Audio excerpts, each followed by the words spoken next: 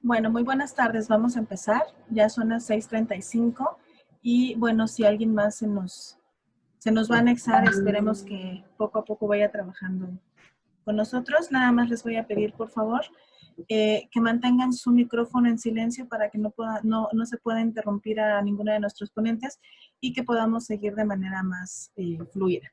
Les platico un poquito cómo va a ser la dinámica de la mesa redonda del día de hoy.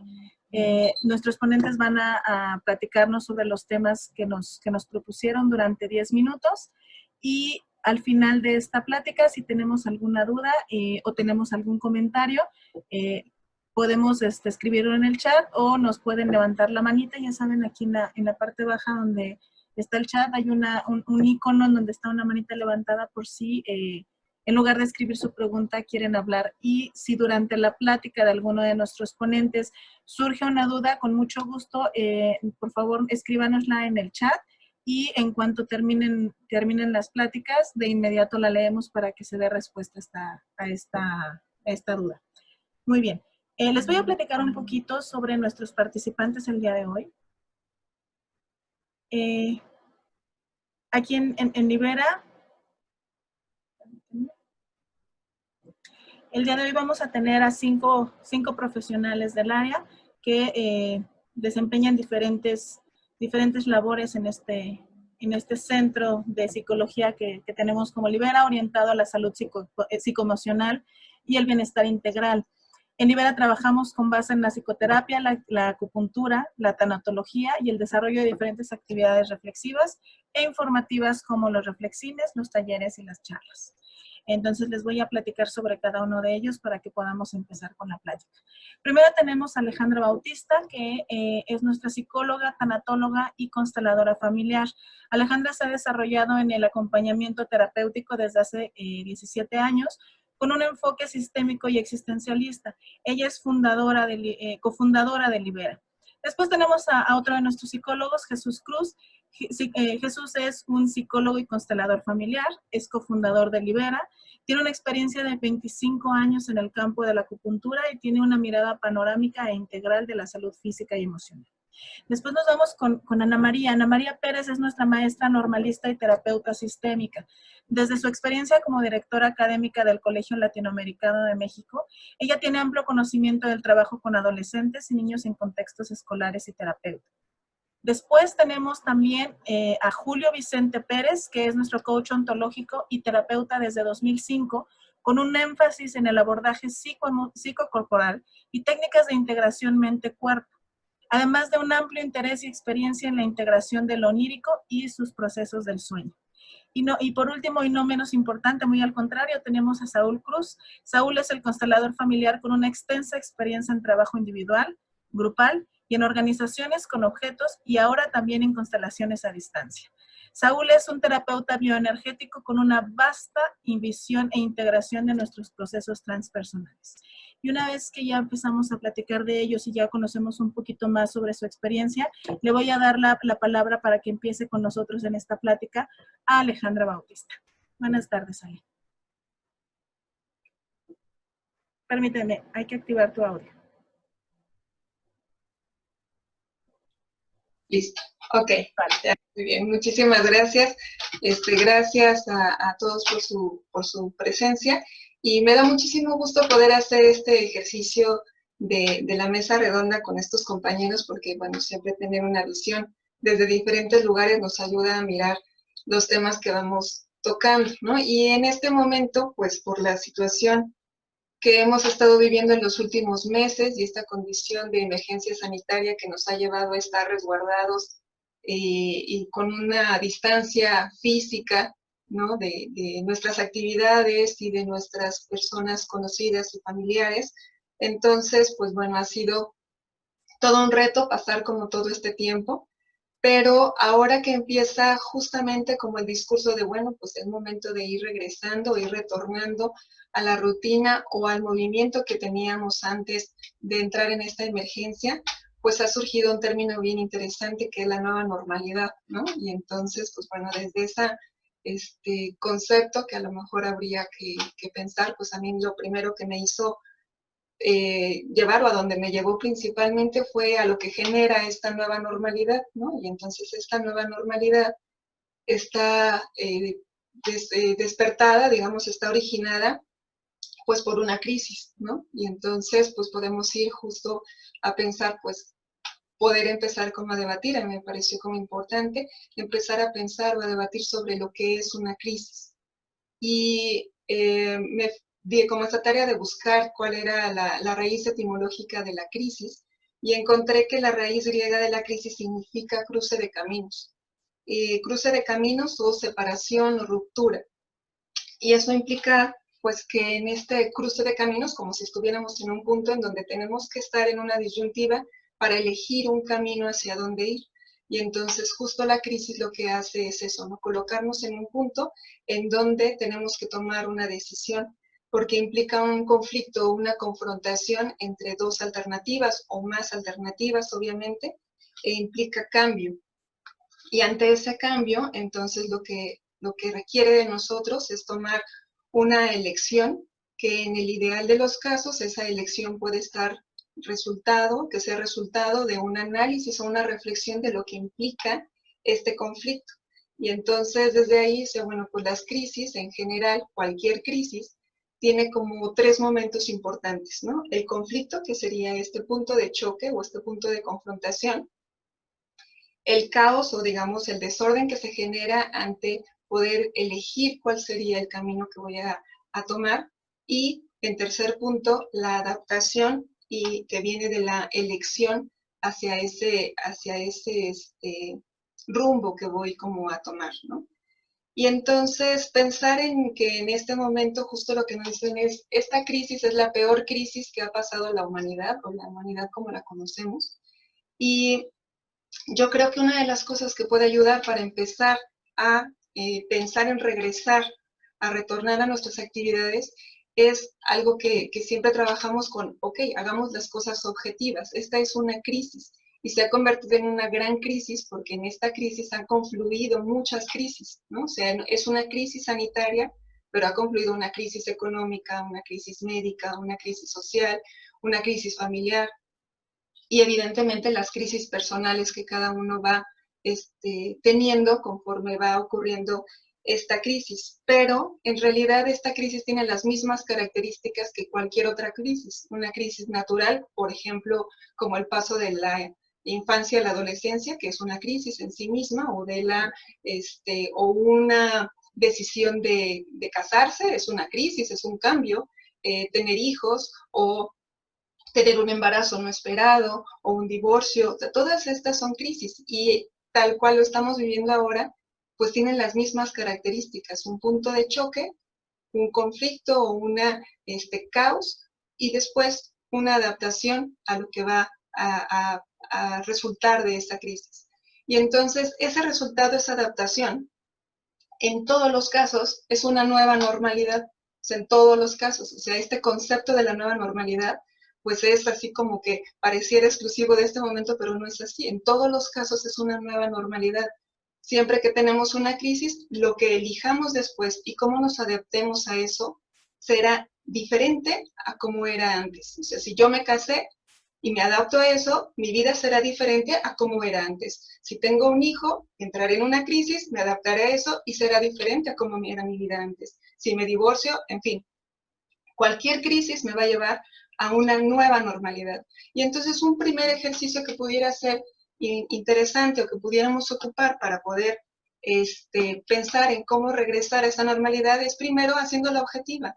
Esta crisis tiene las mismas características que todas las demás crisis y va a tener una adaptación con una nueva normalidad, igual que he tenido N crisis en mi vida, porque todos en algún momento hemos tenido crisis, algunas más fuertes, algunas más sencillas, digamos un poquito menos dramáticas, pero hemos tenido diferentes crisis.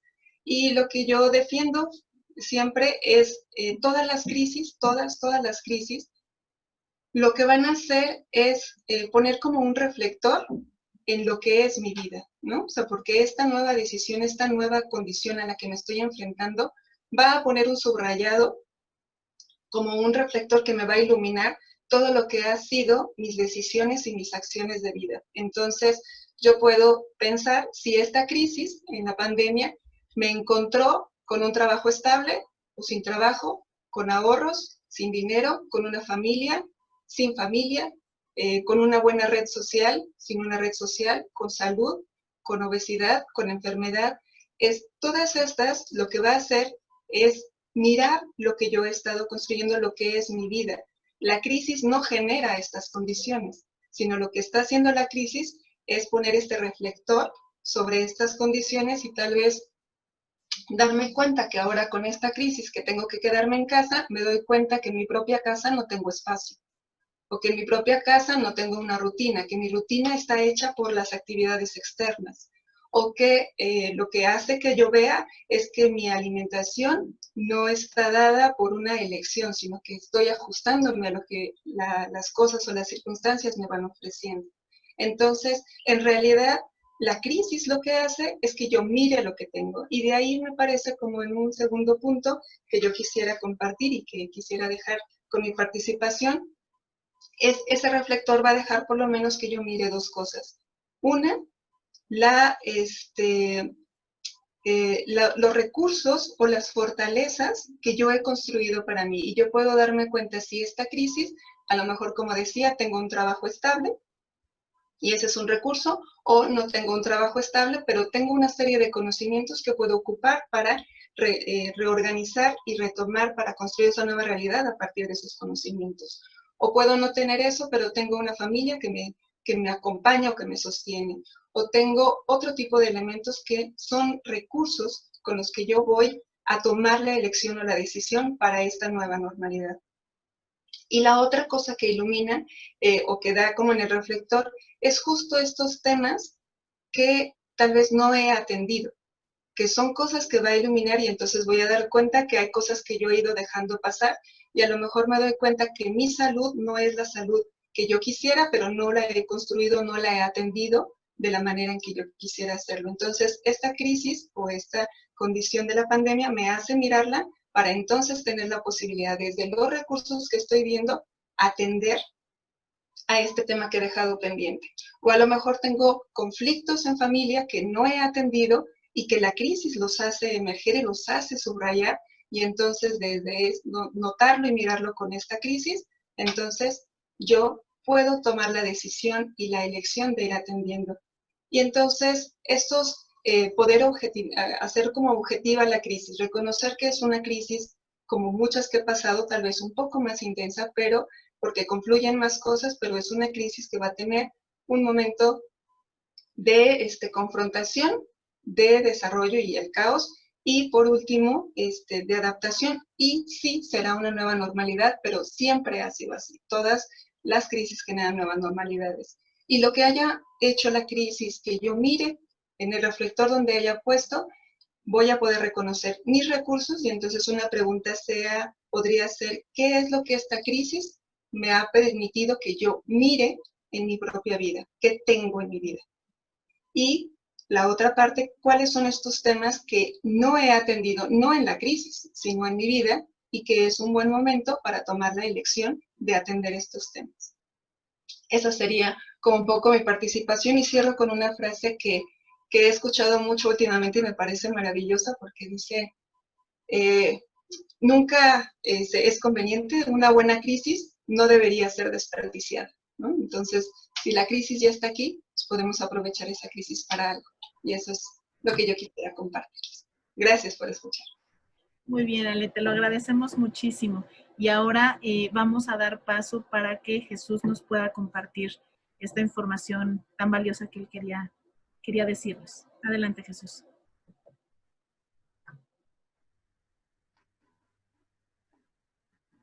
Listo. Hola a todos. Gracias por su asistencia, por su participación. Pues miren, me conecto perfecto con Ale en ese sentido, y le doy seguimiento un poco a lo que ella está planteando.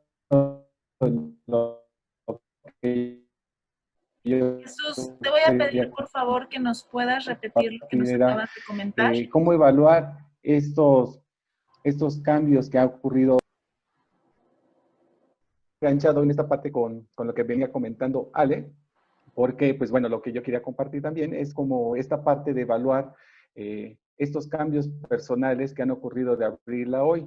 De hecho, de manera específica, quizás lo escuchamos todos los días como datos, información, pero miren, el 28 de febrero fue cuando el gobierno de la ciudad confirma el primer caso, ¿no?, de COVID. Para el 23 de marzo, es decir, 15 días después, inicia la jornada ya de sana distancia, que es como una de las principales medidas que se toman, pues, ¿no? Del 23 de marzo al día de hoy han ocurrido exactamente 151 días. Estamos en el día 151. Y cuando uno piensa en eso, dices, ¿de veras? ¿A dónde se fueron? ¿En dónde están? ¿Qué hice con estos días? Pues, ¿no? Entonces, quizá algunos que somos más obsesivos que otros, quizá llevamos la cuenta y llevamos nuestras rayitas así como preso, ¿no? Ahí en la pared, ¿no? Otros no necesariamente, más bien lo dejamos pasar. El asunto es que en lo que nos acomodamos a esta normalidad, como bien comentaba Ale, pues resulta que los cambios están siendo constantes y esto no nos permite hacer como un cierre o una pausa parcial o hacer un cierre parcial para entonces enfocarnos nuevamente a lo que viene. Específicamente el término evaluar, hay veces que nos genera como un escozor, ¿no? Es como que nadie investigue sobre esta área azul o esta área gris, perdón, como si fuera el área 54 de la que todos hablan y nadie quiere hablar, o de la que todos mencionan, pero nadie quiere entrarle por ahí, pues, ¿no? No, acá la idea sería más bien darle y asignarle un valor, ¿no? Una percepción de valor a esto que nos ha ocurrido, ¿no? ¿Cómo eran las cosas antes de esta crisis, como decía Ale, antes de abril, digamos, y qué ha pasado con nosotros? De una forma más objetiva, porque, pues bueno, un poco la intención es retomar o parafraseando lo que dice Jung en un momento dado, sería, pues, en la medida en que nosotros tratamos de entender, pues, y conocer qué es lo que ocurre con nosotros, podemos o tenemos más chance de poder tener una injerencia sobre nuestro propio destino y no lo vemos como algo superior que independientemente de lo que lo entienda no va a ocurrir sí o sí. Entonces, si yo trato de detenerme a contemplar qué es lo que ha pasado específicamente en algunas áreas, las valoro, las potencializo, incluso digo, estas las quiero conservar, a lo mejor estas no, pero va a depender como de los diferentes contextos. En este caso, para hacerlo de manera como muy puntual, yo les propongo un pequeño formatito que cuando nos sentemos nos demos este espacio de unos 5, 10, 15, 20 minutos, dependiendo de qué tan exhaustivo queramos hacer como esta reflexión, pues lo podemos llevar más a fondo, pues, ¿no? En este caso, gracias Gaby, ahí está un pequeño formatito en el que se plantean del lado izquierdo las áreas que uno podría definir que se pudieran evaluar. Por ejemplo, ahí tenemos la familiar, laboral, un poquito más hacia lo interno, lo cognitivo, lo emocional o incluso lo conductual. Incluso también podríamos valorar o estimar algunas cualidades, como en este caso la responsabilidad. Por cuestiones de espacio, pues ya no puse más, pero podríamos incluir el amor, el respeto, para hacer como esta primera revisión.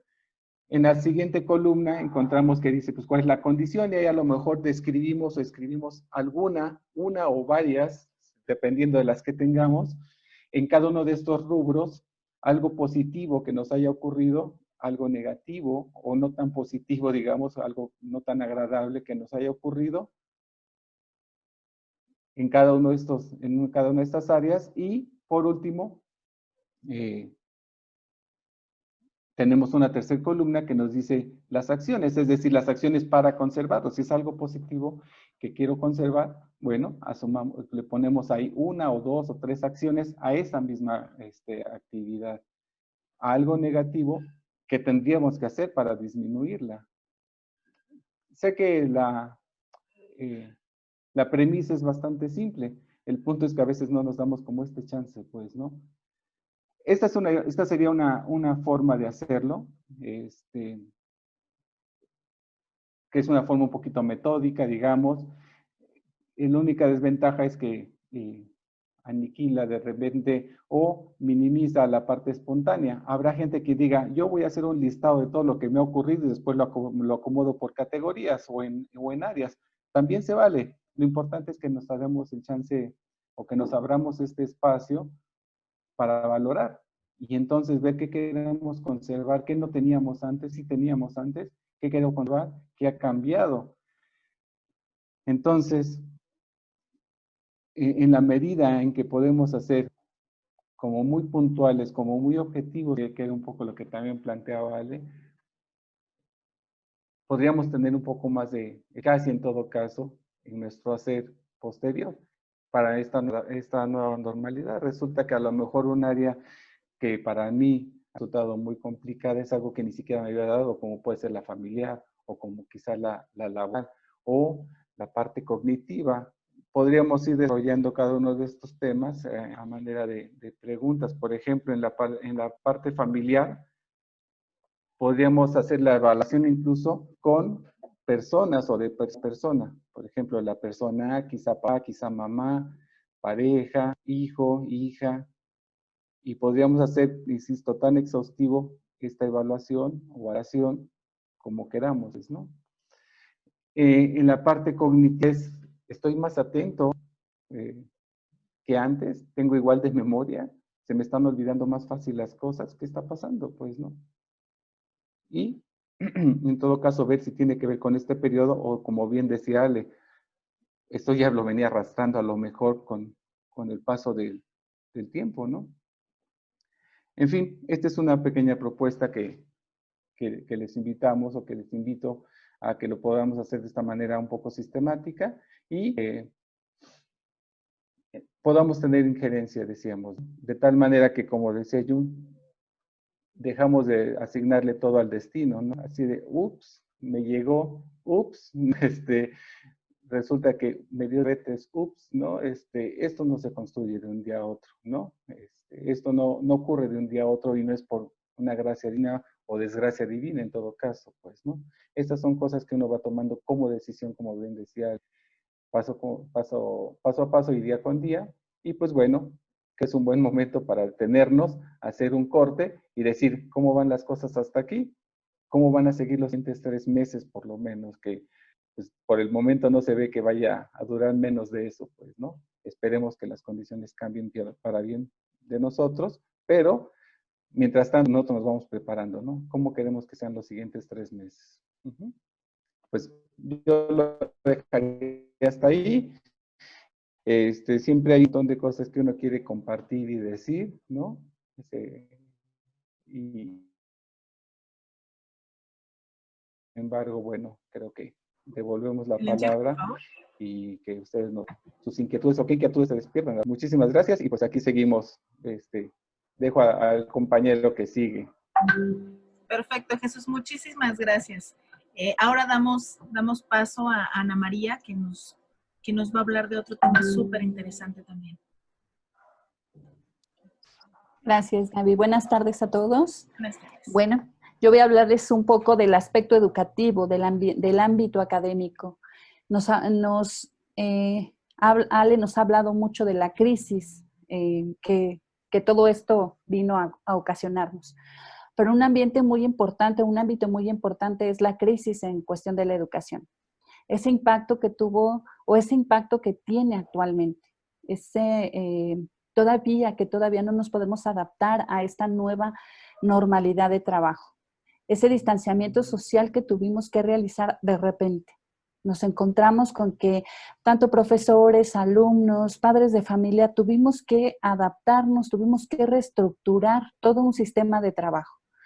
Estábamos siempre a las clases presenciales. Y de repente, en unos días, tuvimos que cambiar completamente la estructura de trabajo. Nos vamos a trabajo a distancia, nos vamos a trabajos en línea. ¿Y qué pasaba con aquellos alumnos que no tenían pues algún dispositivo móvil para trabajar? Aquellos que no tenían internet, aquellos que no contaban con algún recurso para poder tomar las clases en línea. Ha sido y sigue siendo un impacto muy fuerte y hemos tenido desde la parte académica que buscar estrategias para que ninguno de nuestros alumnos se quede sin educación. Cabe señalar que existe la educación pública, como ustedes lo saben, y la educación privada. En la educación privada podemos adaptar y podemos pues reestructurar muchos programas a nuestra manera, a nuestra conveniencia y a nuestras posibilidades. Pero aquellos que eligen por la decisión que sea o por el motivo que sea, aquellos que eligen el sector privado, el sector público, perdón, muchas de estas personas no tienen los medios los medios económicos para adquirir una computadora, para adquirir, bueno, pues alguna herramienta que les permita llevar a cabo esta educación a distancia. Nos hemos encontrado también con el miedo al uso de los medios digitales, del Internet. Aparentemente, los alumnos están acostumbrados al uso de la tecnología. Siempre portan sus celulares, siempre portan, por muy sencillo que sea, sus celulares, sus tabletas y demás. Sin embargo, adaptarlos a la parte educativa, por supuesto que ha sido difícil, tanto para la parte de la escuela como la parte de los alumnos, la parte de los papás. ¿Por qué? Porque ahora a los papás les ha tocado fungir como los asesores, les ha tocado fungir como las guías de los alumnos, de los hijos. Les ha tocado estar presentes en su aprendizaje, les ha tocado acompañarlos, les ha tocado resolver dudas, incluso enseñarles. No es lo mismo, por supuesto, la educación presencial que la educación a distancia. Hemos tenido que enfrentar ese reto y es un reto, por supuesto que es un reto porque ha cambiado completamente la dinámica. Desde la parte de ese aislamiento social, desde la parte que a nosotros como adultos nos impacta, no vernos, no tener esa interacción social, imagínense a los alumnos, imagínense a los niños, sin explicarles por qué te vas a retirar de la escuela, por qué vas a dejar de ver a tus compañeros, por qué vas a dejar de ver a tus profesores. Ha sido una situación complicada. Poco a poco se ha ido resolviendo, se culminó el curso escolar, se les brindó todas las facilidades para que ellos se acreditaran. Incluso hubo alumnos que pareciera que iban a perder el curso escolar, pero lograron regularizarse. ¿Por qué? Porque curiosamente, aunque no lo crean, la educación a distancia y la educación en línea tiene bondades muy importantes que no nos damos cuenta. No hay distractores, me refiero a distractores entre los compañeros, no hay el trayecto, el transportarse de casa a la escuela, ahí tiene muchas bondades la educación en línea. Que si, como ustedes papás están presentes, están apoyándoles, están dándoles el seguimiento, por supuesto que el alumno avanzó y hubo un avance considerable académicamente. A quienes se les dio el seguimiento que fue, pues sí podríamos hablar de la mayoría. Hay mucha resistencia a esta modalidad. Los papás se resisten a esta modalidad de trabajo. Ha habido incluso padres de familia que no reinscribieron a sus hijos, al curso escolar siguiente porque pareciera que el aprendizaje no es significativo. Pero lo significativo del aprendizaje no lo hace una modalidad presencial o una modalidad en línea. Lo significativo del aprendizaje lo hace del moderador, lo hace el tutor, me refiero al profesor, por supuesto, porque en esta modalidad él también tiene que desarrollar y descubrirse en habilidades que seguramente posee, pero que tiene que encontrarlas, tiene que descubrirlas, desarrollar su creatividad para impartir la educación de una manera pues diferente, en la que el alumno realmente pueda aprender. Pero así como hay miedo también, pero así como hay resistencia a esta modalidad en línea y que varios padres no inscribieron a sus hijos por esta situación, también nos encontramos con padres de familia que temen a regresar a la educación presencial, que temen escuchar que va a haber una etapa híbrida donde el alumno va a tener que regresar a clases y va a tener que interactuar y que temen al contagio. Nos encontramos con estas dos situaciones, pero también para darles a ustedes confianza como padres de familia y como, bueno, yo me desenvuelvo en una escuela y mi rol de trabajo es en una dirección académica, en una preparatoria, quiero asegurarles que todo el ámbito educativo nos hemos preparado para recibir a sus hijos en las dos maneras, de manera en línea, de manera presencial, contando con todas las medidas de seguridad que se tienen que implementar, desde reducir los grupos a una mínima cantidad de alumnos, máximo van a permitir 25 alumnos por salón, no se puede permitir más de 25 alumnos, se les están respetando los espacios, tiene que haber la sanitización, tiene que haber todo un proceso antes de que sus hijos regresen a clases. Estos 3 primeros meses vamos a iniciar en línea y conforme vayamos avanzando en esta contingencia es como se va a ir dando el paso siguiente a la etapa híbrida, donde sus hijos van a recibir clases de manera presencial, tal vez 1 o 2 semanas a la semana, o una sola vez, o 3 veces, y ya nos vamos esperando que todo vaya avanzando y que la vacuna llegue a tiempo. Está considerado que se regrese de manera presencial a partir de febrero. De febrero a junio sería la parte presencial. Eso, obviamente, dependiendo de cómo se vaya avanzando, de las indicaciones que nos brinde tanto el gobierno como la Secretaría de Salud. Eso sería mi participación. Muchísimas gracias, Ana, te lo agradecemos mucho. Y ahora, después de esta muy grata y muy interesante participación, le vamos a dar la bienvenida a Julio, que nos va a platicar sobre otro tema súper relevante en este momento tan difícil que tenemos todos. Adelante, Julio. Sí. Bueno, aquí vengo con mi intervención. Primero quiero darles las gracias a todos los que están acá, especialmente a Jesús y a Alejandra por la invitación. Y Alejandra dice una metáfora, una imagen que me gustó mucho y que voy a utilizar para empezar a hablar de este tema del sueño y los sueños. Vamos a abarcar estos dos aspectos. Espero que muy brevemente, espero dejarles solamente puntualmente también unas insights sobre esto que es tan importante.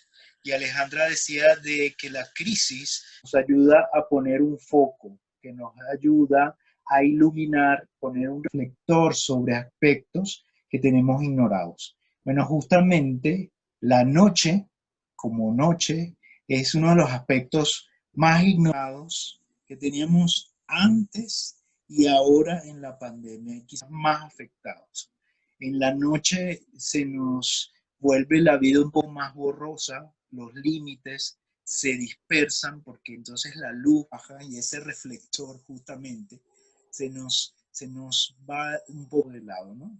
Entonces, para empezar por el asunto del dormir, que es una función tan importante del organismo y del organismo en todas sus dimensiones, conductuales, psíquicas, ambientales, sociales. Ya vamos a ver por qué. Voy a empezar por esa parte y en los últimos minutos voy a dedicar un momento a hablar también de algo que hacemos durante la noche, que es el dormir y el soñar, perdón, lo que es relativo a los sueños, algo que me he dedicado mucho tiempo como psicoterapeuta, entonces voy a tratar de apretar unos puntos allí que pueden ser útiles justamente en este momento que estamos viviendo y que parece que nos confinaron. Una de las cosas es todo lo que está hablando nuestros amigos que han hablado antes, hablamos de unos límites que se establecen afuera de nosotros y que nos hacen que nuestro desplazamiento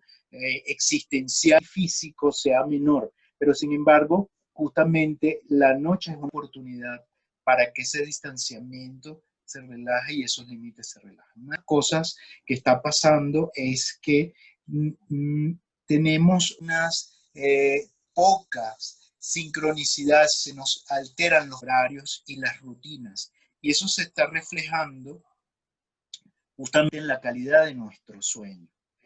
Algunas personas ya han traído, es una de las cosas que se pueden evaluar, traían problemas de sueño y de insomnio. De hecho, según los datos estadísticos, una tercera parte de la humanidad, y sobre todo en las grandes ciudades, eso se incrementa, como Ciudad de México o ciudades grandes, donde hay mucha actividad nocturna. Esto ha traído consigo muchos problemas de sueño, de manera que el promedio de horas de sueño que estamos viviendo antes de la industrialización, que eran 8 o 9 horas, se ha reducido, y hoy tenemos en promedio las personas, estamos durmiendo solo 6 horas. Y eso se sale, ya nos rebaja del promedio que se recomienda médicamente, neurológicamente, de 7 horas y media en promedio. Hay unas personas afortunadas que pueden dormir menos porque su constitución orgánica les permite dormir, pero son un porcentaje muy pequeño de la población.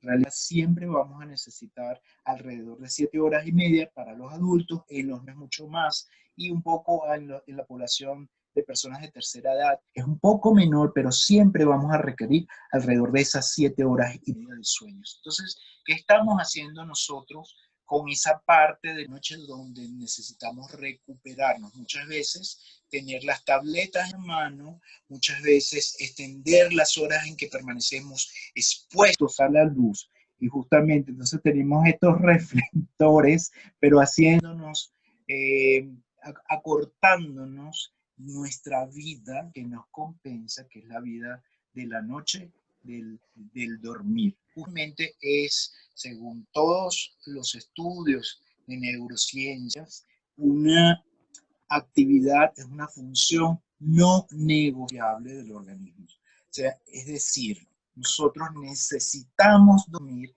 y no lo podemos sustituir por nada. Quiero decir esto porque a veces, no, yo tengo una vida tranquila, yo practico yoga, yo hago mindfulness, yo practico meditación, yo hago muchas terapias, etcétera, etcétera, pero no duermo bien.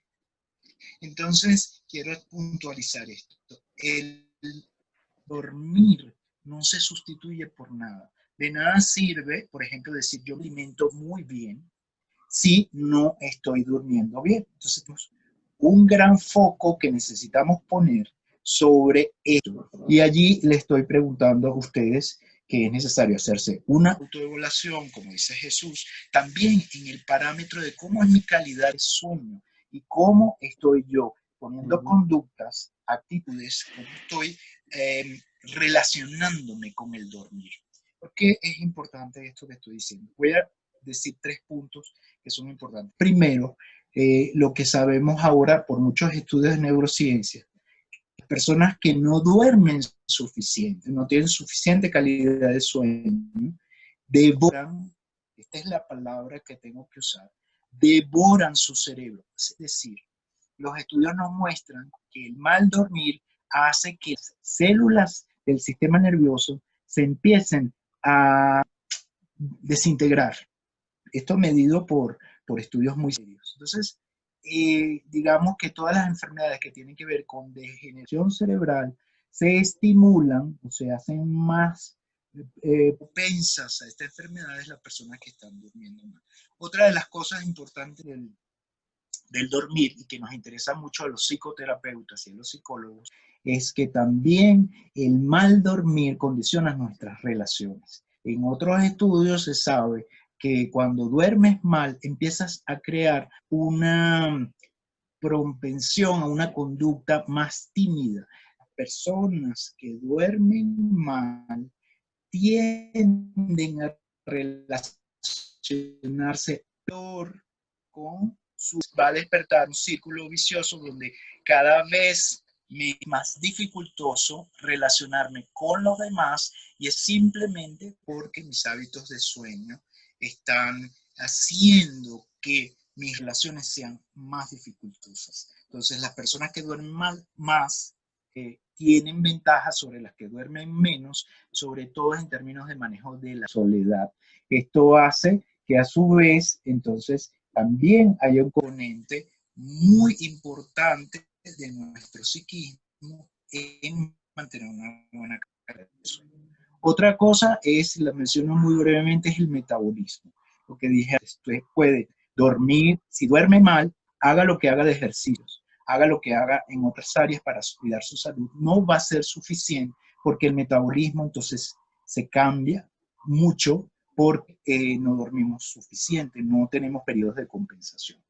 Entonces, dicho esto, quiero también decir que aquí la psicoterapia, para todos los colegas que están escuchando, tiene una función muy importante, porque ¿qué es lo que está pasando en nuestro mundo pre-nueva normalidad? Que encontramos la solución, digamos que inmediata, que es la que llamo matar las moscas con escopetas, que son las pastillas para dormir. De hecho, son los laboratorios, una de las entradas más grandes que tienen de dinero son las pastillas para dormir, porque todo esto está desbalanceado. Entonces, tomamos pastillas en lugar de corregir hábitos, en lugar de evaluar nuestra relación con el sueño y en lugar de poner nuestros recursos no farmacológicos a trabajar. Entonces, ese es un aspecto importante. Quiero decirles que la adicción más importante que existe en el mundo ahorita son la adicción a medicamentos para dormir. No es la cocaína, no es la heroína, no es el cristal, no es el alcohol. En realidad, la adicción más importante que tenemos y que además está muy en sombra, muy oculta, es la adicción a pastillas para dormir.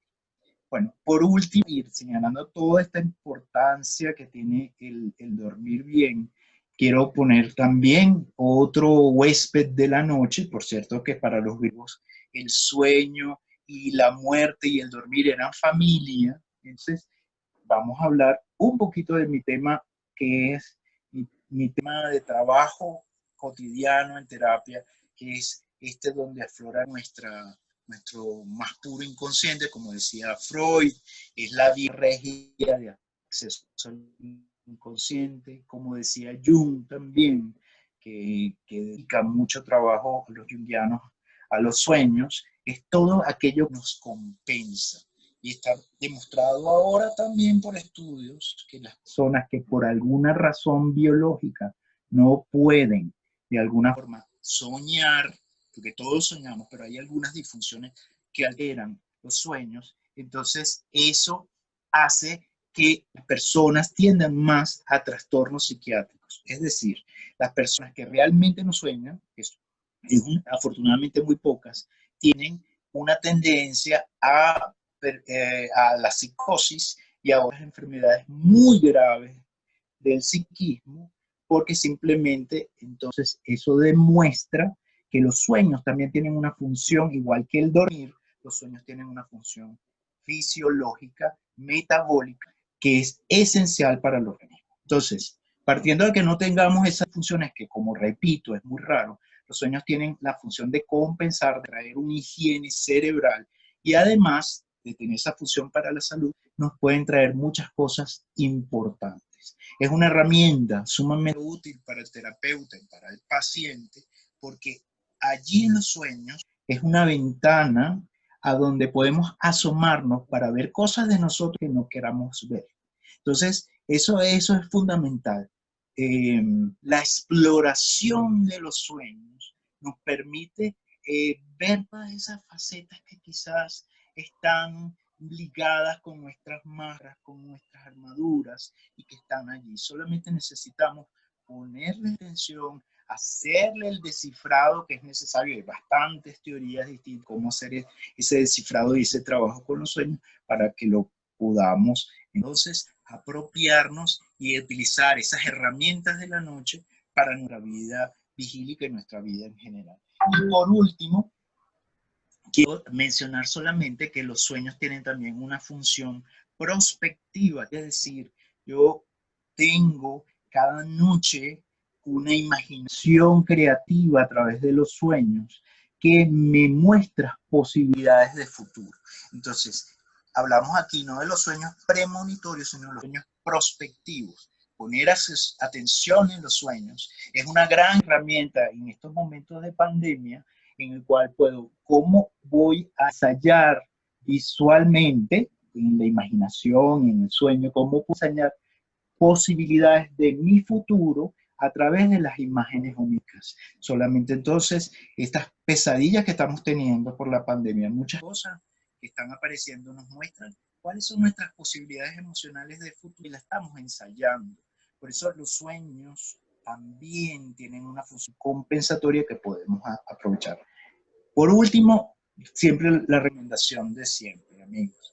Anoten sus sueños, así sean fragmentos. Y el anotar los sueños te ayuda a que luego puedas encontrar ese sistema que está sedimentado en tu inconsciente y puedas empezar ese proceso de autoconocimiento que lo podemos trabajar para siempre. Además, es gratis. Otra cosa maravillosa de esto es que no le estamos diciendo ni siquiera necesitamos internet, ni siquiera necesitamos nada. Simplemente es una puerta de la noche que podemos hacer para tener una vida más plena y mejor. Entonces, hasta aquí lo que quería conversarles y esperamos preguntas, porque si hay algún interés posterior, pues estamos para contar. Que cedo el turno al próximo participante. Muchísimas gracias. Espero haberle iluminado un tanto su noche, su próxima noche. Muchísimo, Vale. muchas gracias, Julio. Te lo agradecemos y ahorita al final ya casi llegamos a la ronda de preguntas. Mientras esto llega, le vamos a dar la palabra a Saúl, que nos va a platicar un poquito sobre un tema por demás interesante y relevante para nosotros en estos momentos. Gracias, Saúl. Adelante, por favor. Ok, buenas tardes. ¿Podré compartir pantalla?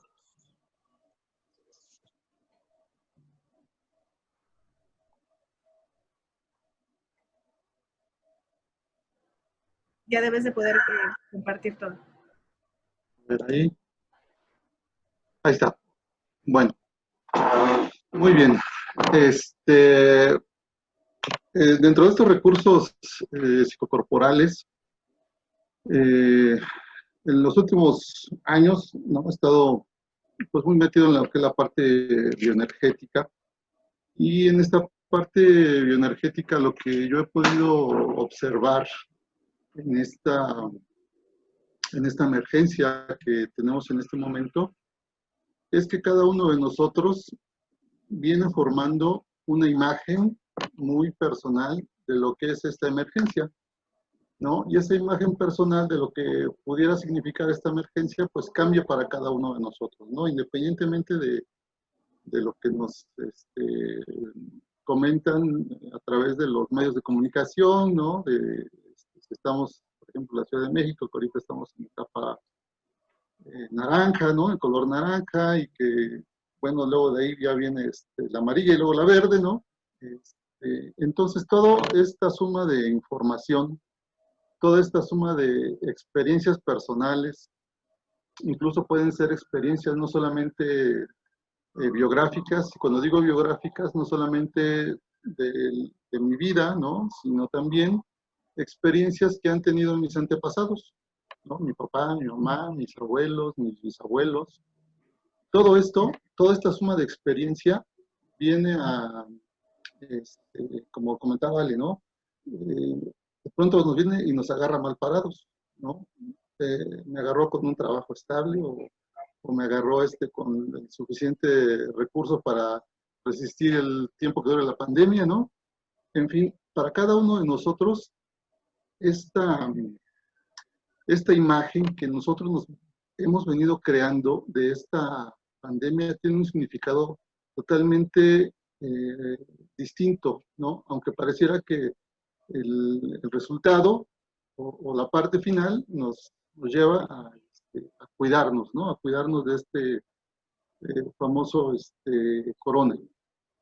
Bueno, esta suma de imágenes, esta suma de experiencias, esta suma de pensamientos, o como apuntaba Julio, ¿no? Esta suma de no poder dormir bien o de no dormir a mis horas, todo esto nos viene a nosotros aportando una imagen, un espectro que le podemos llamar holograma.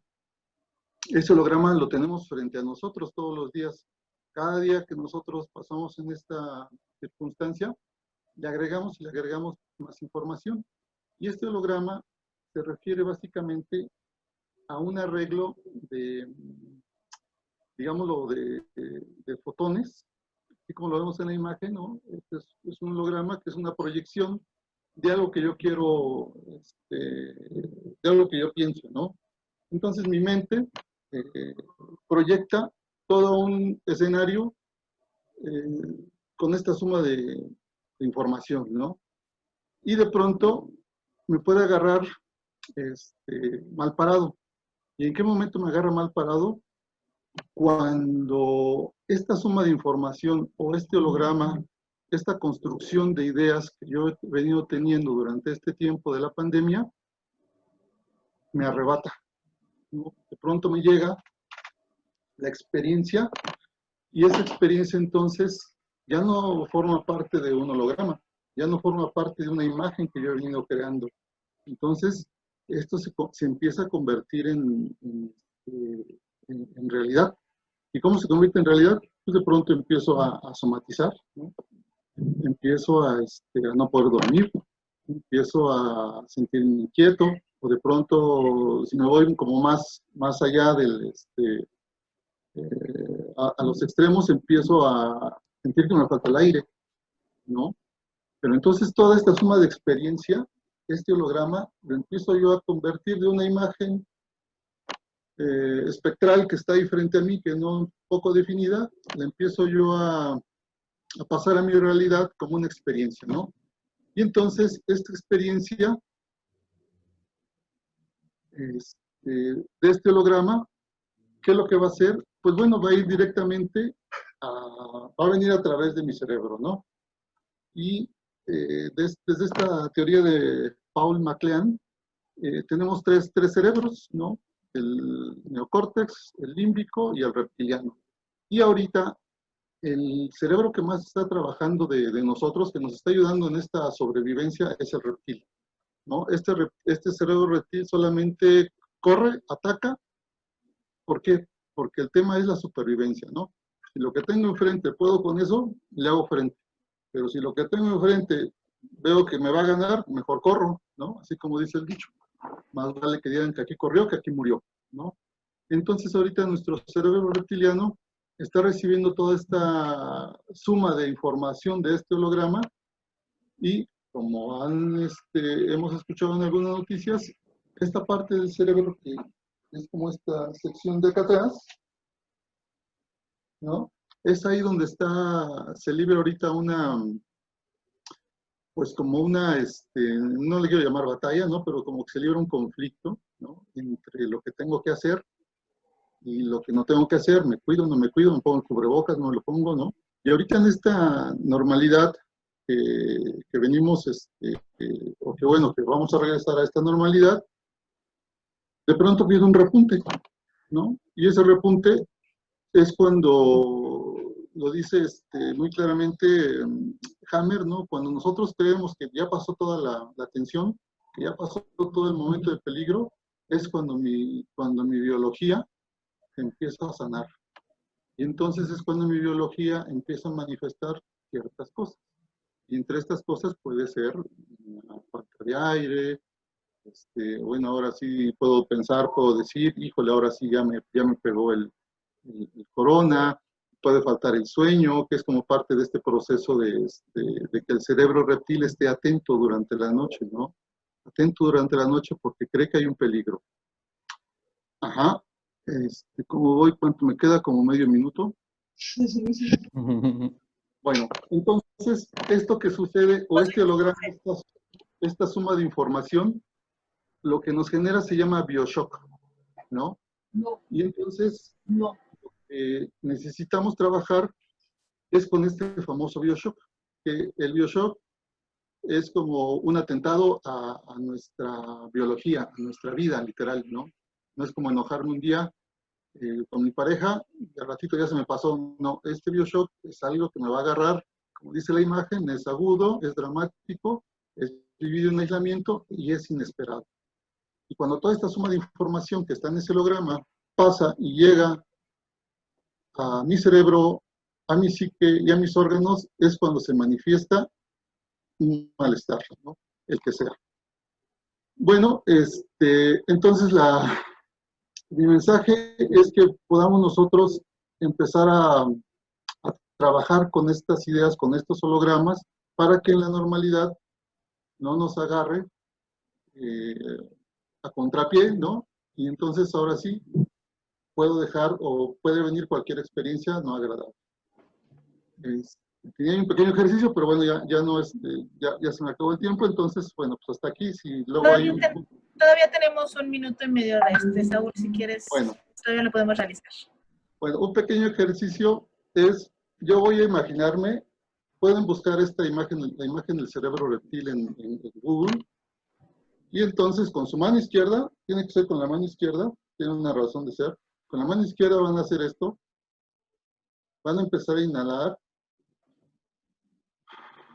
a exhalar, tratando de mantener la calma, tratando de empezar a relajarse, y en ese momento van a decir, ordeno a mi cerebro reptil que entre en estado de armonía, de tranquilidad y de seguridad. Esto hay que hacerlo varias veces al día, a manera de que cada vez que vayamos haciendo, poder ir logrando que este cerebro reptil, que ahorita es el que está librando entre corro, entre huyo, me defiendo, ¿no? Darle la tranquilidad a esta parte de nuestro cerebro. ¿Y para qué? Para que no genere luego una serie de malestares, una serie de síntomas que puedan desencadenar en algo que nos agrada. Sería todo. Perfecto, Saúl. Muchísimas gracias. Te lo agradezco mucho. Entonces, bueno, vamos a continuar. Vamos a empezar con nuestra sesión de preguntas y respuestas.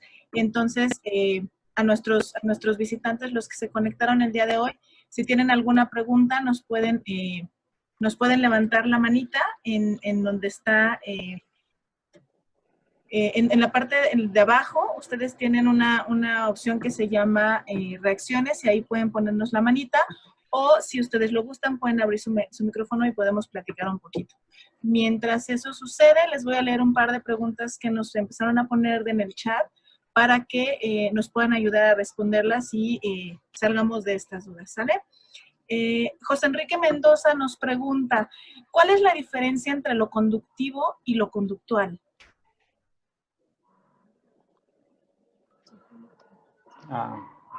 Creo que me toca. Correcto, Jesús. Sí, lo conductual, digamos que es la evidencia de lo cognitivo, ¿no? Uno pensaría que todos nuestros actos traen un pensamiento detrás, a veces no es así, pues, ¿no? A veces trabajamos o respondemos de una manera impulsiva, justo de esto último que estaba comentando Saúl, ¿no? Este cerebro nos hace más bien reaccionar más que pensar. Entonces, esa sería un poco la diferencia, pues, ¿no?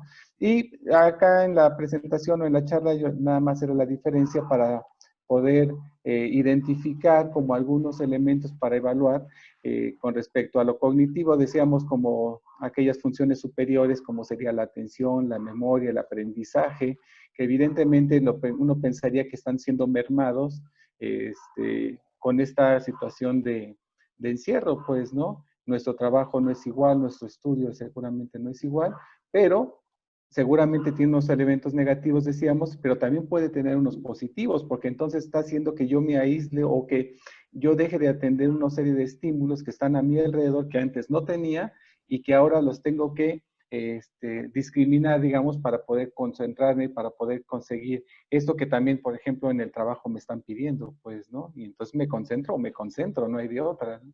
Entonces, era como en esta parte, ¿no? El ámbito o el área cognitiva tendría que ver con estas funciones superiores y la parte conductual es también evaluar qué ha pasado, como con esto que también ya se comentaba, como con estos hábitos. Julio mencionaba el hábito de la higiene de sueño, pues, ¿no? ¿Cómo estamos durmiendo? ¿Qué está pasando? Si antes de la pandemia bueno, Julio también dio un dato ahí muy interesante. A raíz de la pandemia parecía que la gente está durmiendo más. Ok, vamos a ver si esta estadística o somos parte de esta estadística. Pues estamos dentro de esta estadística o no. Y en todo caso, ¿qué es lo que estaríamos haciendo para, o qué es lo que podemos hacer para corregirlo, ¿no? La higiene o la parte de la imagen inclusive, ¿no? Pareciera que de repente entramos en pandemia, estamos en confinamiento y todo el mundo se vuelve así como, como náufrago, ¿no? Y entonces están los pelos todos así, ya caídos, las uñas largas, entonces ya parecemos Nosferatu, las chicas se dejan de depilar, los varones se dejan crecer la barba. Esos son hábitos que están cambiando, pues, ¿no? Y a lo mejor algunos de ellos no son agradables, algunos no los podemos conservar, por supuesto, ¿no? ¿Y qué es lo que tendríamos que hacer para ello? Pues, ¿no? Quizá esta pandemia nos llevó un poco a explorar como estas áreas que comúnmente no atendíamos. Y pues bueno, esa es la intención, pues nada más hacer esa separación entre lo conductual y lo cognitivo, como hábitos y en todo caso procesos superiores del cerebro. Perfecto, Jesús, muchísimas gracias por tu respuesta. También Xochitl nos dice, este es un comentario más que una pregunta sobre lo que nos platicó Ana. Xochitl nos dice, considero que el estado anímico es muy importante para el aprendizaje y hay mucho miedo y tristeza en todos, pero principalmente en nuestros niños. También para Ana, habíamos encontrado un par de preguntas que también nos hacían. Ana, según tu experiencia y tu conocimiento, ¿qué tan importante, benéfico o incluso contraproducente ha sido que en esta educación a distancia se han desplazado de alguna forma los maestros dando paso, justo como nos platicabas, a los padres como estos guías, cuando algunas veces los mismos padres o no tienen el tiempo porque también tienen que estar trabajando, no tienen la capacitación o incluso muchas veces no tienen los conocimientos para fungir como un docente? Claro que sí.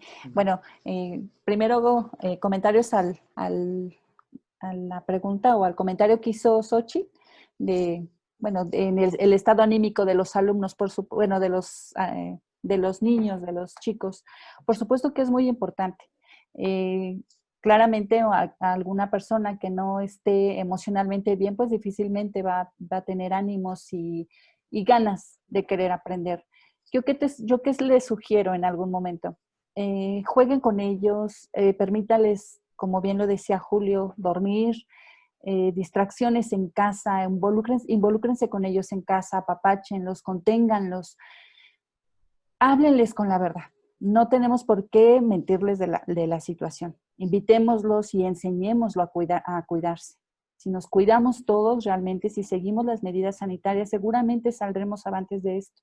Pero para ellos no tenemos por qué ocultarles absolutamente nada. Tenemos que enseñarles a ser responsables y en la medida de que nos cuidemos, pues todo va a regresar. Regresaremos pronto a volvernos a encontrar y a volver a tener esa interacción social que tanto nos hace falta. Pero también les recomiendo algunas actividades físicas. En Internet hay muchas actividades físicas. Si ustedes buscan en Internet, hay rutinas de ejercicio, hay idiomas, hay mucha información, muchas actividades que ustedes pueden obtener a través de, pues, ya de la era digital, ¿no? Entonces, no tenemos que estar peleados con eso. Si por ahora no podemos realizarlos físicamente en un espacio especial para ello, podemos habilitar un espacio en casa para que ellos se desenvuelvan y desarrollen alguna actividad física. Háganselos como un hábito, eso les va a ayudar mucho a liberar endorfinas y con ello, por supuesto, pues disminuir un poquito la tristeza.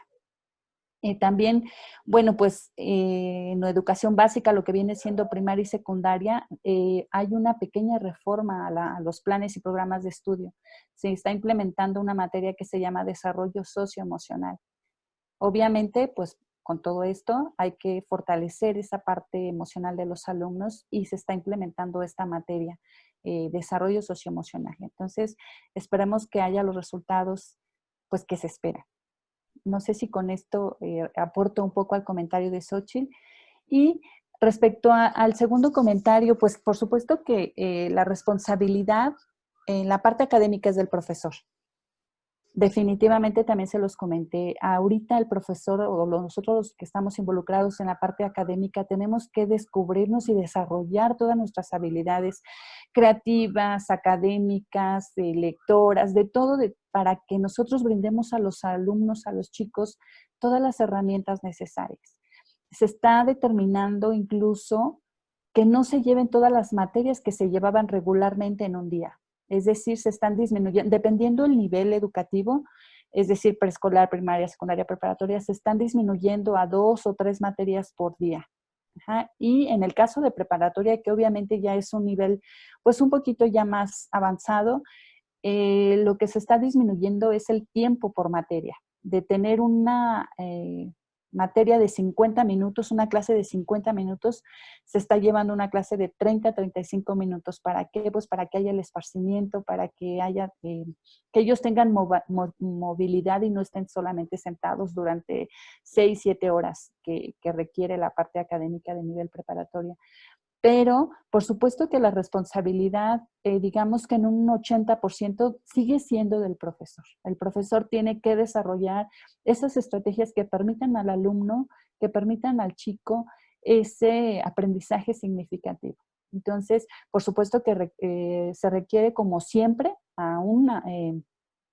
si no fuera esta la condición, se requiere siempre el apoyo del padre o tutor en el seguimiento, en el acompañamiento, pero sí creo que se está descargando mucho esa parte a los padres de familia y como bien lo dices, no todos tienen, si no el recurso, tal vez no tienen la estrategia para brindarle el aprendizaje al alumno y entonces él sí puede chocar en eso de, bueno, mi maestro me lo enseñó de esta manera y ahora tu papá me estás enseñando de esta manera. Por supuesto que hay un choque, pero sí es responsabilidad. Sigue siendo responsabilidad del profesor. No podemos deslindar lo que nos corresponde a casa. Perfecto, Ana. Muy importante esta reflexión y nos brinda mucha luz al respecto porque sí, actualmente hay muchos padres en conflicto porque justo este cambio que se está dando, este movimiento en donde las clases ya no son presenciales, les están generando problemas en cuanto a trabajos, tiempo y forma de explicar. Muchísimas gracias, Ana. No, solamente me gustaría comentarles algo más, perdón. Aún cuando todavía no empezaba esta situación de esta pandemia y demás, la ONU estaba estableciendo incluso, se estaba trabajando para que ya no se dejara tanta tarea a casa. ¿Por qué? Porque esos choques que llegan a tener entre los hijos y los padres por la falta de tarea o por no cumplir con las tareas, estaba generando un distanciamiento familiar terrible.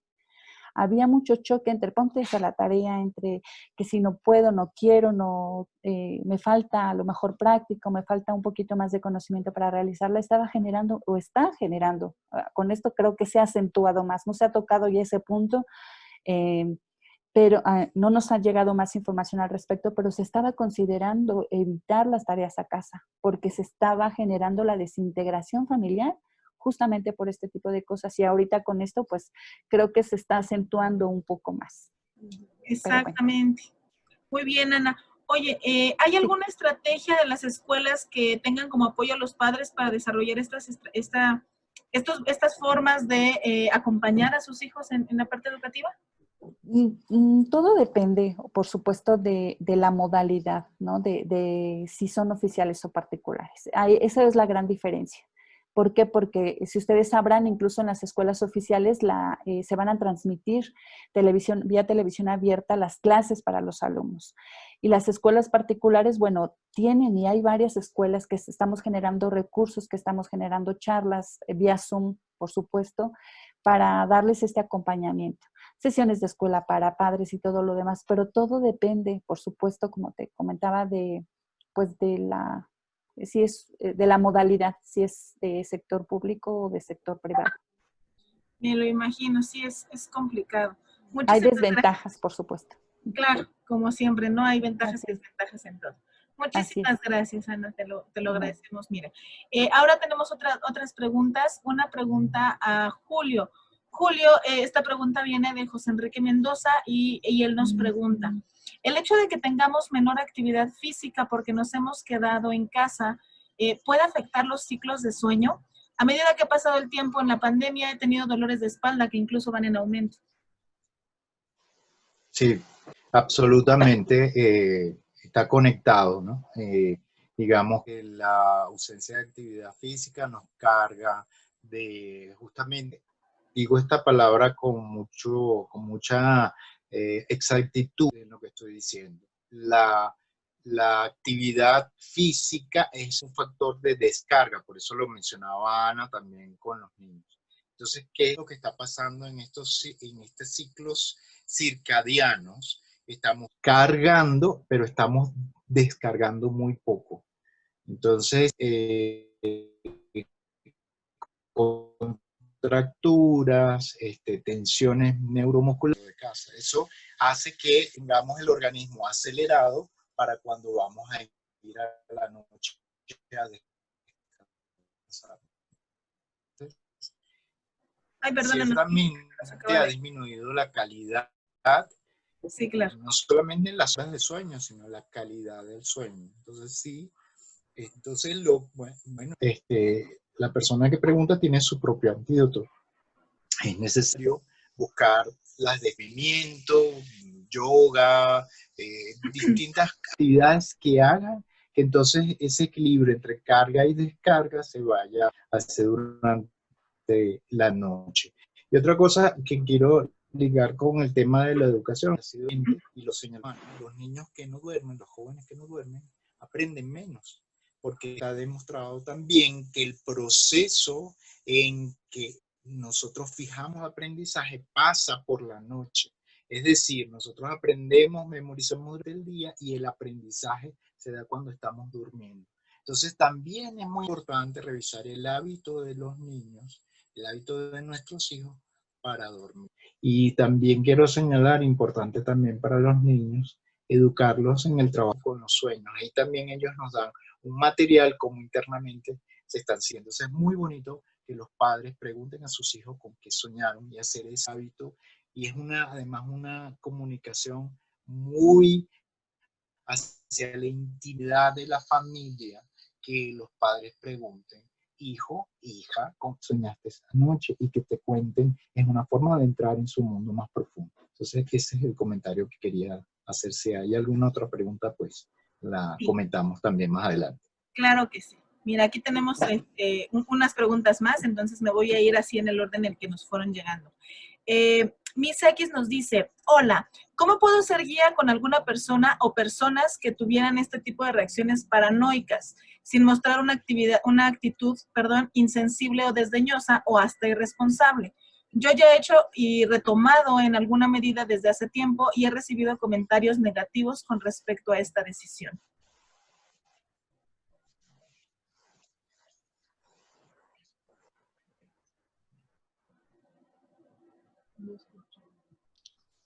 ¿Quién va la pregunta?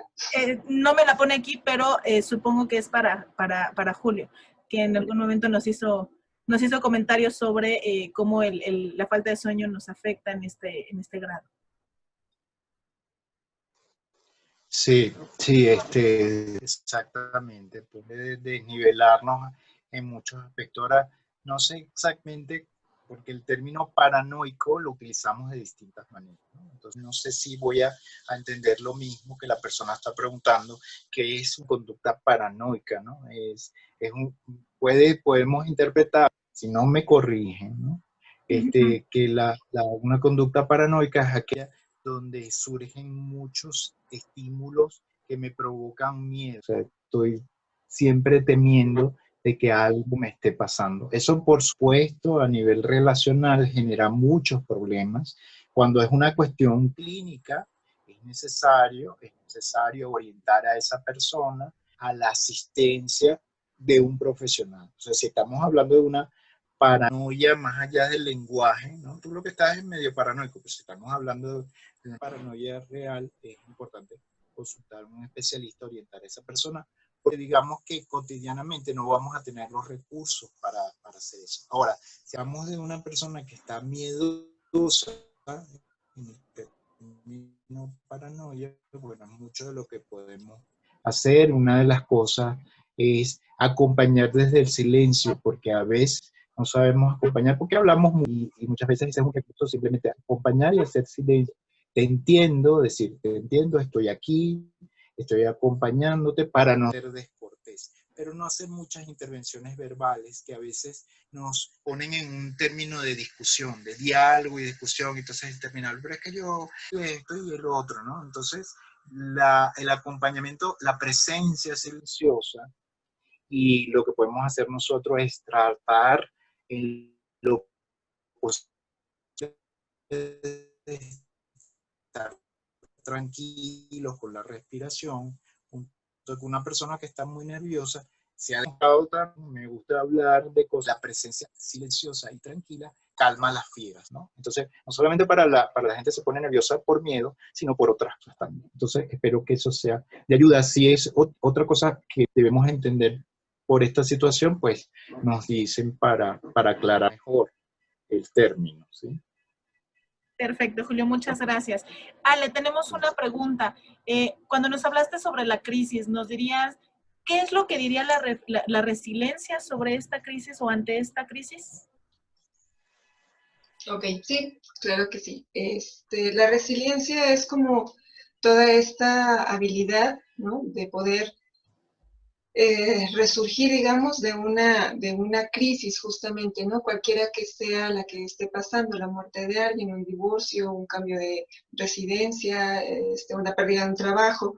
De hecho, Boris Cyrulnik, que es como el representante principal de la resiliencia, un poco el que empieza a hablar, él define que la resiliencia es retomar un nuevo desarrollo después de una crisis, ¿no? Entonces, justo en lo que comentaba al principio, ¿no? Cuando hablamos de una crisis, siempre después de una crisis hay una nueva normalidad, porque entendemos la normalidad como aquello que hago habitualmente. Tal vez podemos llevar la palabra normalidad para sacarla de este prejuicio que tenemos a algo como más lo habitual, o sea, lo habitual que hago, y entonces le quito lo normal para no normal o anormal, ¿no?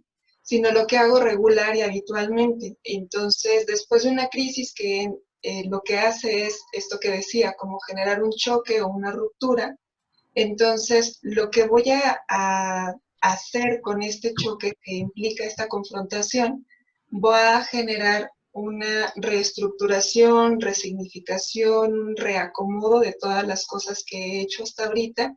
Probablemente tomo otras decisiones u otras elecciones y eso, como decía al principio, va a generar una nueva habitualidad o una nueva cotidianidad. Entonces, eso es justamente lo que plantea la resiliencia. La resiliencia es esta capacidad de retomar con una nueva normalidad, una nueva habitualidad después de una crisis. Y según el mismo autor, Cyrulnik y muchos otros que trabajan sobre la resiliencia, hay ciertas características o ciertos rasgos que pueden hacer más fácil o que pueden ayudar a esta reestructuración y hay otras que lo hacen como más difícil. Y una de las más comunes o principales es pues la flexibilidad, esta capacidad de adaptación. Entonces, una persona que es más flexible o más adaptable es mucho más tendiente a vivir esta crisis de una manera resiliente, es decir, con un resurgimiento, a una persona más rígida, una persona como más contundente, digamos, o más difícil de aceptar otras opciones. Es decir, lo que yo hago es lo que siempre hago, y entonces, aunque viene un choque, pretendo seguir haciendo lo mismo, y esa resistencia es la que genera mayor dificultad para poder regresar a una nueva normalidad. Decía Buda en algún momento, lo que duele no es el cambio, lo que duele es la resistencia al cambio, ¿no? Entonces, ahí es justo donde nos atoramos más. Esto sería, creo que un poco lo que podríamos decir desde la resiliencia hacia este nuevo regreso a la vida cotidiana. Muy bien, Ale, muchas gracias. También sobre tu plática te surge una duda. Dentro de lo que nos comentas, nos dices que durante esta crisis o durante esta pandemia empiezan a surgir ciertos problemas que en realidad no son problemas que surgen gracias a este, digamos, aislamiento. Son problemas que ya venían de atrás y que no se habían visto siquiera, ¿no? Que no los habíamos contemplado. ¿cómo nos recomiendas que pudiéramos acercarnos a esos problemas, verlos y poder tratarlos para evitar que sigan siendo un problema una vez que intentamos adaptarnos a esta nueva normalidad? En este caso, como decía también al principio, es cuando la situación hace que ponga el reflector y que pueda mirar. Una sugerencia es como mirar las dos partes, ¿no? Es como lo que me deja mirar en términos de lo que sí tengo, o sea, los recursos, las fortalezas, las habilidades con las que cuento. Y evidentemente el otro lado es como todos estos temas que han quedado como en espera porque no los he visto, o aunque los haya visto, he preferido como postergarlos o dejarlos un poco ahí evadidos. Entonces dependerá de ese tema en lo que sea. Por ejemplo, comentaban ahorita, a lo mejor es un asunto de sueño, ¿no? Y entonces me doy cuenta que yo no tengo una estructura que me dé el orden para tener buenos hábitos de sueño. O sea, la estructura o la rutina de mi vida la marcaba el trabajo, o la marcaba la escuela de mis hijos, o la marcaba la rutina de alguien más. Y cuando no está esa rutina, entonces yo pierdo mi rutina.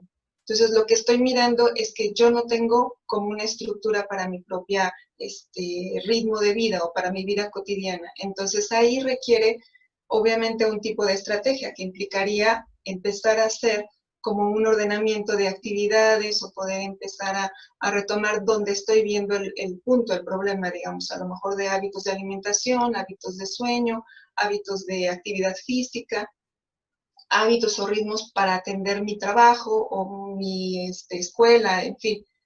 Pero hay otro tipo de temas, por ejemplo, que pudiera ser, me doy cuenta con esta pandemia, que pasar tanto tiempo en casa me hace darme cuenta que no soporto a mi esposo, ¿no? O que de verdad mis hijos no sé cómo manejarlos, o sea, no sé, yo vivía con ellos porque la mitad del día estaban afuera y yo estaba a la mitad del otro tanto.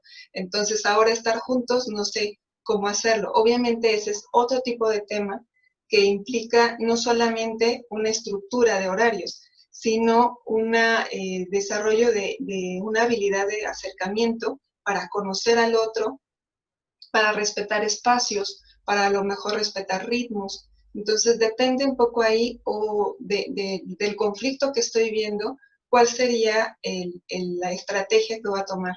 Pero en cualquiera de los casos siempre es la mejor opción, digamos, o la recomendación es ver qué es lo que sí tengo.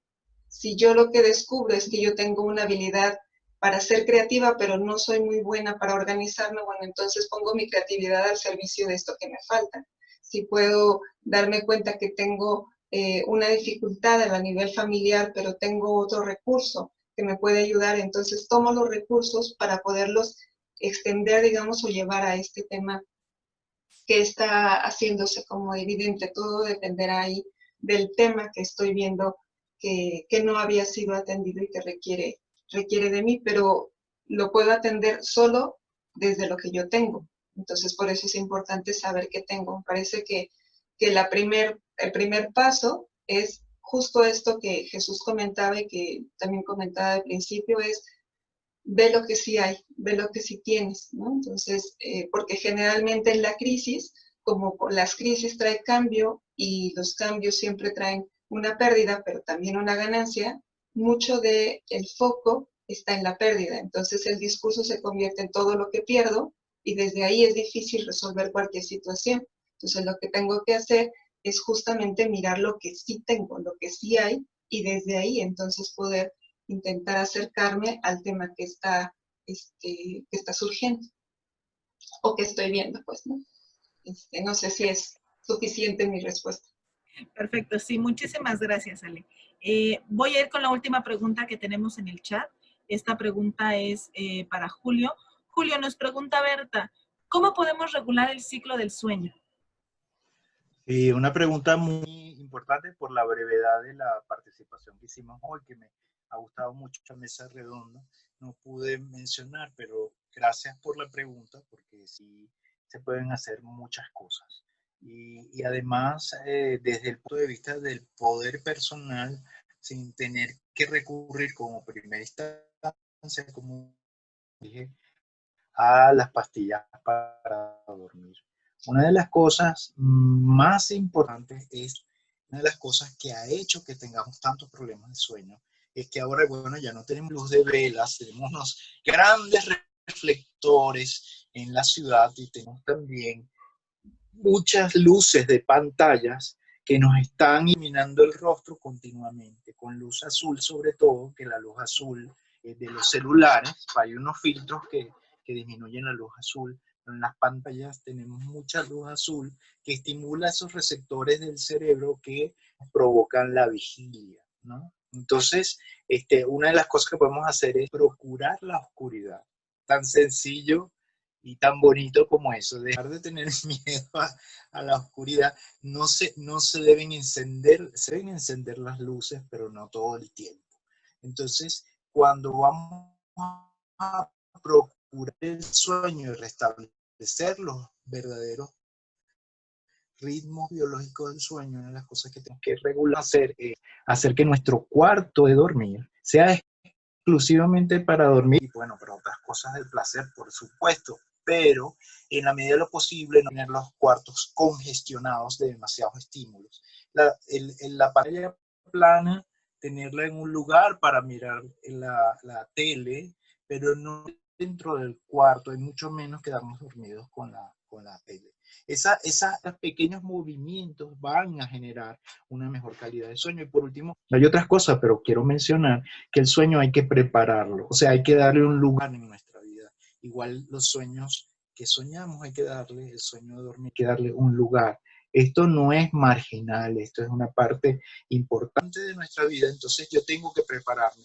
¿Y cómo me voy a preparar? Simplemente la última hora antes de dormir no la voy a dedicar a actividades excitantes, ni voy a tomar cosas excitantes como el café, las cosas que contienen cafeína. Una hora antes de dormir o unas cuantas horas antes de dormir no son convenientes. Igualmente, actividades que me desvelen, que son estas actividades de competencias, estas actividades que son películas violentas, todas estas cosas que me van además a propiciar un sueño reparador y unos sueños con pesadillas. Entonces, yo creo que eso es importante y tomarlo en consideración y asumir esa responsabilidad personal con mi propia salud a través del buen dormir y del buen sueño.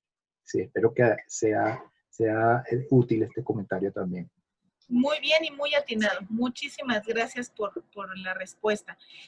Ya para cerrar con la última pregunta que tenemos, Saúl, la pregunta es, ¿qué puedo hacer si veo que estoy viviendo un desequilibrio energético en mi propio cuerpo a partir de la pandemia?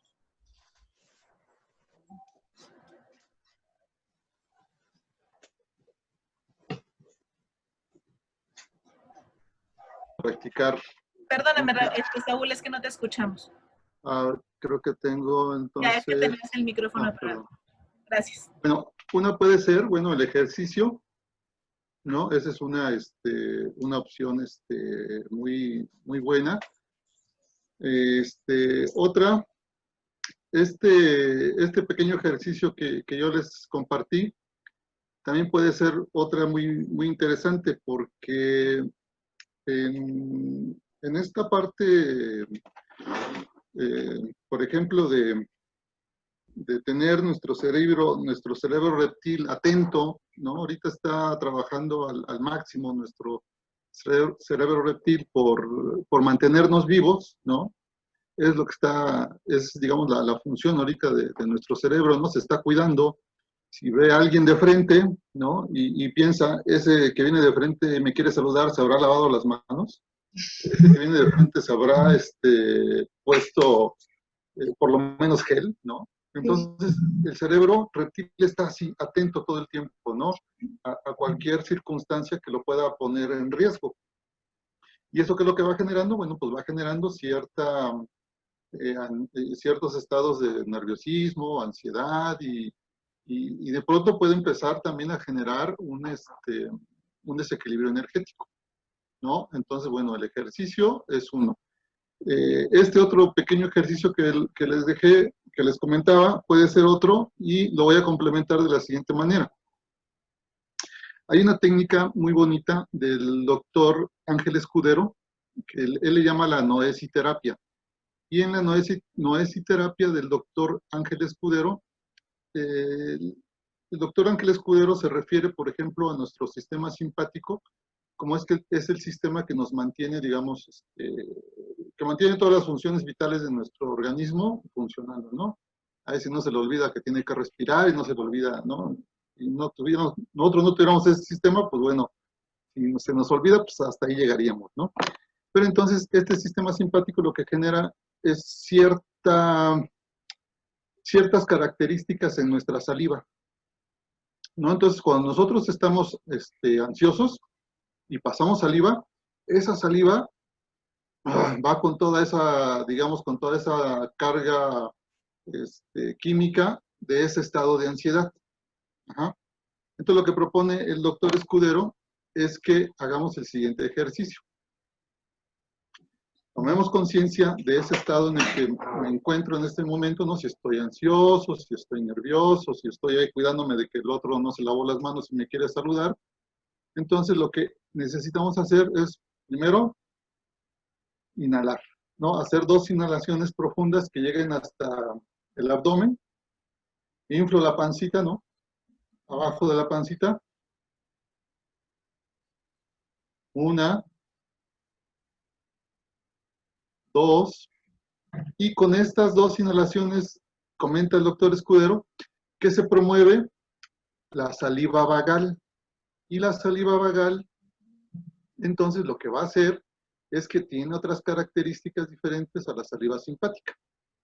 Y ya hago 2 inhalaciones, entonces, después de lo que hago de las 2 inhalaciones, junto toda esa saliva que yo pude crear después de las 2 inhalaciones, las junto en la punta de la lengua y la paso. Esta saliva vagal tiene características diferentes.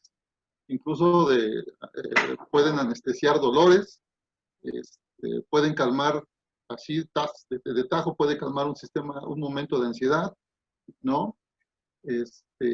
Entonces es importante tener estas, de manera consciente, 2 inhalaciones. ¿Cómo podemos potenciar esto? De la siguiente forma, dice el doctor Escudero. La frase es la siguiente. Ordeno a mi boca que genere saliva fluida y agradable como el agua. Nuevamente vuelvo a juntar la saliva en la punta de mi lengua, la paso, y muy probablemente la saliva tiene características diferentes a la primera saliva cuando yo estaba nervioso. La saliva cuando yo estoy nervioso normalmente es espesa, ¿no? La saliva cuando yo hago este ejercicio se vuelve un poco más ligera. Entonces paso la saliva después de decir esta frase y enseguida lo que voy a hacer es esto. Con la mano izquierda, desde el entrecejo hasta donde mi cabello nace, digo esto. Ordeno a mi cerebro reptiliano que entre en estado de analgesia y tranquilidad. Ordeno a mi cerebro reptiliano que entre en estado de analgesia y tranquilidad. Si yo sé que alguno de mis sistemas, porque tengo una característica de salud particular, por ejemplo, que mi sistema respiratorio si hay una persona como candidato, ¿no? O de riesgo, o las características, entonces lo que voy a hacer, ordeno a mi sistema respiratorio que entre en estado de analgesia y tranquilidad hasta que haya terminado esta pandemia. O sea, yo le voy a dar la instrucción al cerebro y tengo que hacer este movimiento. Este es como otro tema interesante, ¿no? Y puedo ir así, parte por parte de mi cuerpo, revisando, e ir logrando este estado de tranquilidad, este estado de analgesia y este estado de paz. Y esa es una forma muy sencilla en la que si yo de pronto me detecto así como me siento unos 10 minutos y hago este ejercicio. Y van a ver, incluso si tienen ustedes un dolor concentrado, ordeno, por ejemplo, mi hombro, si mi dolor está aquí, ordeno a mi hombro que entre en estado de analgesia. Y unos minutos después van a ver cómo ese hombro baja de alguna forma el dolor, la tensión, lo que le está sucediendo. Perfecto, Raúl. Saúl, perdón, muchísimas gracias. Y con esto damos fin a esta mesa de las herramientas para adaptarnos a la nueva normalidad. Le agradecemos mucho a nuestros ponentes que hayan estado con nosotros y por el momento creo que no tenemos otro comentario de parte de nuestros compañeros, nuestros visitantes tampoco. Entonces les agradezco mucho el que hayan estado aquí con nosotros, que hayan compartido su tarde y les agradezco mucho su tiempo. En este momento ya podemos abrir los micrófonos si es que gustan hacer algún comentario. Gracias a todos y muy buenas noches. Gracias. Gracias. Buenas